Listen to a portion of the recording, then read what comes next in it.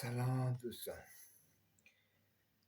میخوام یه ترفند ساده بهتون یاد بدم. حالا شایدم خیلیاتون بلد باشین، شایدم بلد نباشین. خب من این کار رو انجام میدم.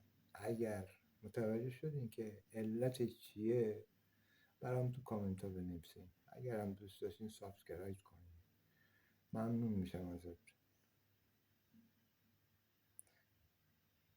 ببین،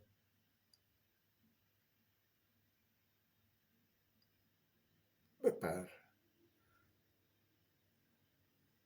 حالا دوباره بپر، بپر، بپر، بپر، بپر، بپر. به همین راحتی چوب عوض میکنم. فکر نکنید حالا خیلی راحت. اگر متوجه شدین جوابشو برام بنویسین.